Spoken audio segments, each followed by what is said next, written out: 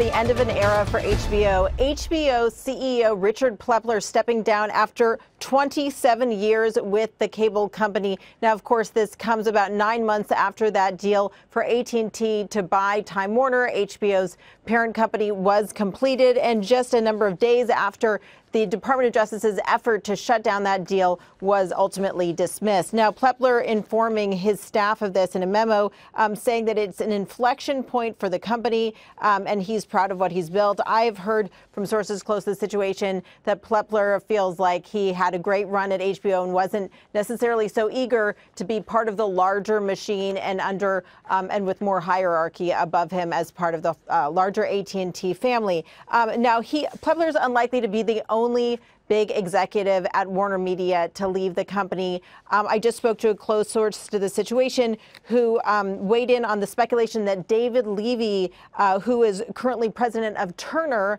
another key division of Time Warner, is also considering leaving the company. He said there's been a lot of speculation in the company that right now he may be in the process of negotiating his exit. So obviously a lot of change at Time Warner, the company formerly known as Time Warner, now Warner Media, as part of AT&T as they go through this restructuring process. Guys, back over to you. Obviously, Julia, the timing of this is pretty terrible in terms of losing some key executives just as they're trying to really gain some traction on the service.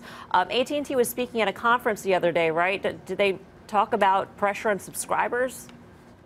Well, you know, I think AT&T is talking about everything they have in the works. They're investing in content. They have this direct-to-consumer streaming service that they're planning on launching at towards the second half of this year. And that's going to be a three-tiered service, really competing against Netflix. But I also think it's worth noting, Melissa, that they're really, understand that they're going to change this company. And just a couple days ago, there were reports that Bob Greenblatt, who's a former NBC Entertainment chairman, was in talks to come in to Warner Media to have a senior role at that company. So just as there was sort of an expectation that some people would leave, I think it's maybe not so surprising that these departures are in the spotlight just a couple of days after those reports that there could be a new boss at that business. Julia, thank you so much for that context. Julia Boorstin joining us with the latest on HBO and AT&T. And you're remarking, Guy, that AT&T has been a struggling stock. Yeah, I use more colorful language in the commercial break, but I won't use it on TV here. But it has since, this stock has been going basically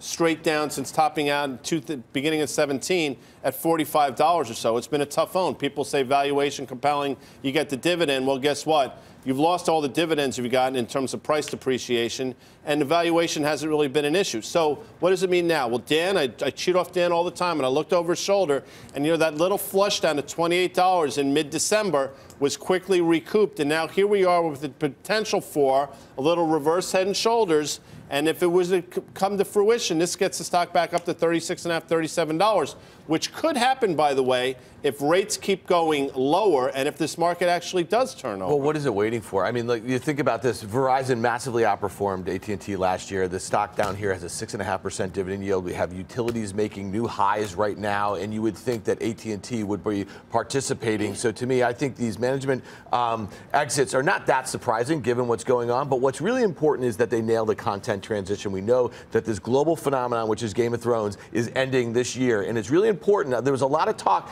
10 years ago when The Sopranos was ending, some of these big series, they really need these anchors going forward. So that content was a big reason why they bought this company to begin with.